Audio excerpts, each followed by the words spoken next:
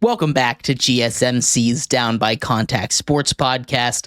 I am your host, Jeremy Lapidus. Today is Monday, January 20th. If you were just tuning in, we just finished going over the Washington Commanders' defeat of the Detroit Lions on the road in Detroit, taking down the number one seed in the NFC. In this segment, we turn our attention to the AFC Sunday night battle. The two-seed Bills, toasted the three-seed Ravens in a battle that could have been the game of the year. Ended it 27-25 and came down to a 2-point conversion. We're going to talk about everything that happened in that game and much more. But before we do that, remember, if you would like to be an even bigger part of the show than you already are, all you need to do is go to gsmcpodcast.net.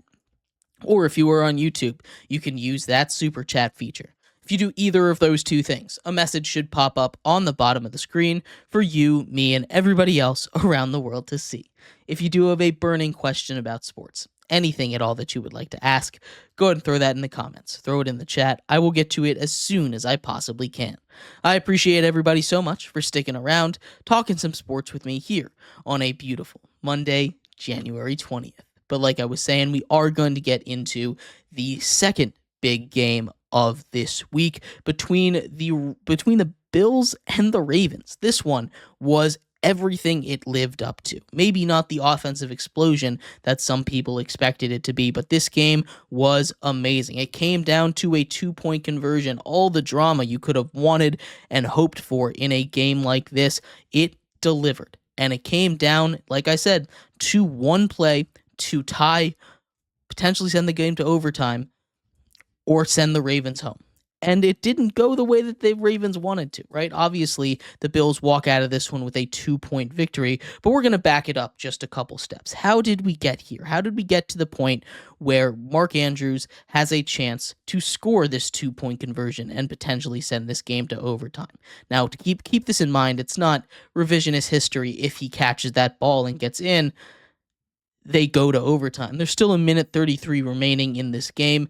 Josh Allen could have found a way to drive down the field. Buffalo still had two or three timeouts left, and they still had time to drive down the field. So that's not the end-all, be-all of the game, but let's say that it is. Let's say that would have sent the game to overtime. How did we get here? First of all, I want to talk about this. I want to talk about how it started, right?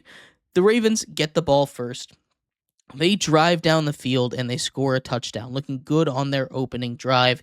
Buffalo then answers in kind, right? They go out, they get a field goal, they look pretty good as well. Then the offense, it slows down just a little bit. Josh Allen ends up rushing a touchdown, gets 2 on the day with his legs, none through the air for him though. So his numbers through the air just look a little pedestrian. He ended up having a very good game, but entering halftime, the Bills had a 21 to a The Bills had a 21. The Bills had an 11-point lead at halftime. Apologize for that. The Bills had an 11-point lead at halftime heading into it, and this was the largest lead that the Ravens have ever had to deal with all season long, at halftime at least. They've come back from major deficits in the past in this season. They've been very good at that, coming back 5 or 6 times this season from double-digit points. But down halftime, this is not a position that they're used to being. They were able to crawl all the way back in this one. They were able to crawl all the way back to a point where at 21-19, they have the opportunity to go for 2. At that point, they do. And this is where you can start to question things. I was watching this game with a bunch of different people, right? And I was in the mindset, of course, of what the Bills were thinking. Go for 2. A lot of people were also in the mindset of go for 1. And obviously, revisionist history should have just kicked the extra point, right? You had a chance instead of having to go for 2 at the end there, which maybe they would have done anyway. You could just kick the field goal, kick the extra point, and tie the game at 27. Instead, they go for 2 there, a decision that I think was the right one, didn't end up being the right one, but it seemed like the right one at the time. A lot of times in the past, in those situations, you would have just kicked the extra point, gone down by one, and attempted to trust your defense. Your defense did a very good job, of course, holding the Bills to just 2 field goals down the stretch in that game, shutting them down basically in that second half, which is really, really tough to do, especially against Josh Allen. The way that they'd been able to run the ball all game was really impressive, but they were able to slow them down. Their defense did the job. No turnovers, but that's fine. Holding them to field goals gave them the chance at the end of that game to drive down the field. Lamar Jackson, who hadn't had the best game in the early parts of the first half, he threw a really bad interception. He fumbled on a play that just was broken from the start, a high snap that he tipped up, caught, and tried to make something out of, something that he'd done multiple times throughout the regular season. He was unable to make something happen. Instead, he fumbles it, scooped up by Von Miller, and he's able to rumble his way almost to the end zone, almost scoring a touchdown for Von Miller, taking it down inside the red zone where the Bills eventually scored a touchdown. So that's not the way that you want it to go, right? That's not the way that the Ravens planned it, losing those two turnovers in the first half. And then, of course, we get to Mark Andrews. He has been the big story in this game, right? And I want to preface this by saying it's not his fault.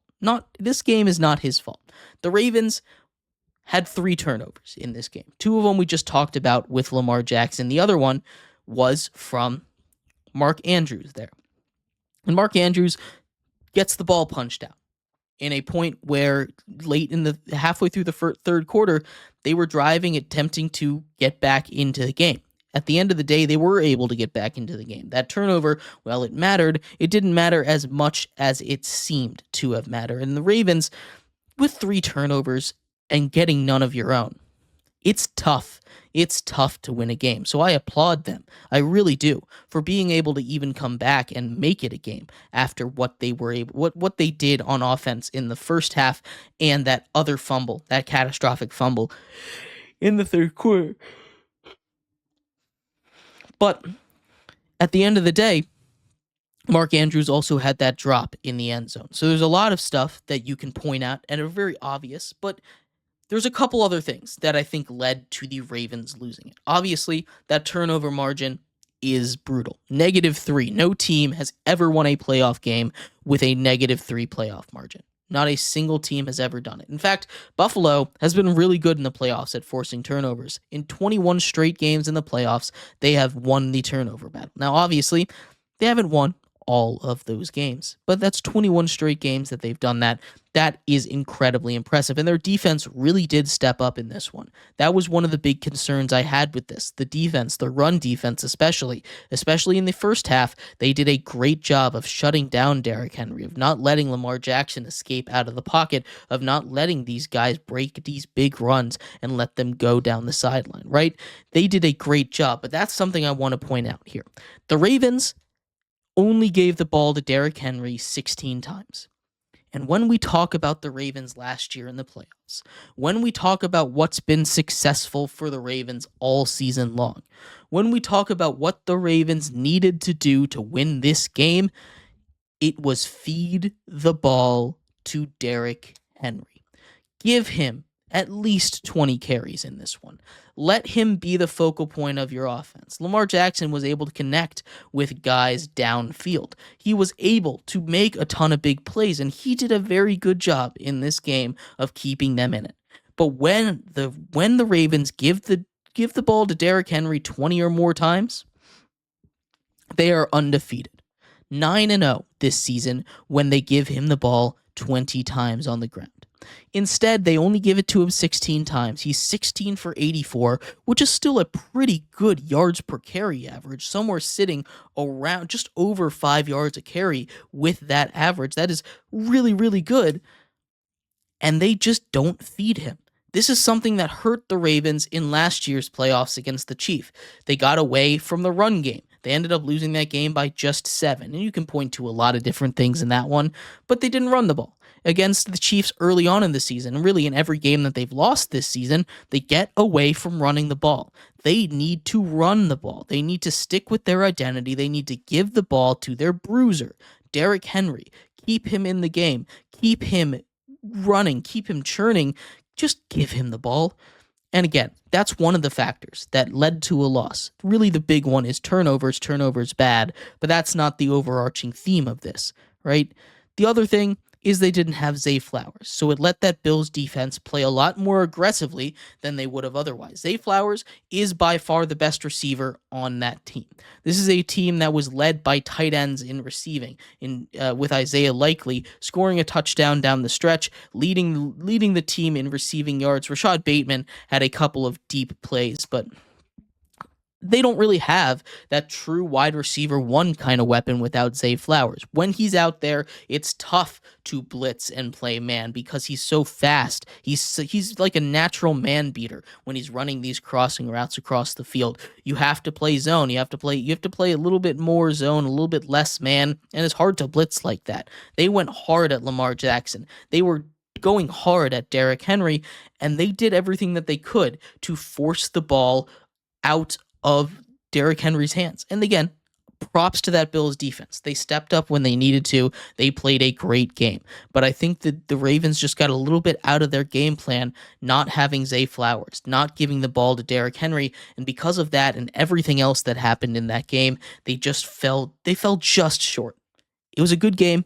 It was a great game. And now Josh Allen and the Bills are on to Kansas City for redemption. They tend to beat them in the regular season, but they have yet to take them out in the playoffs.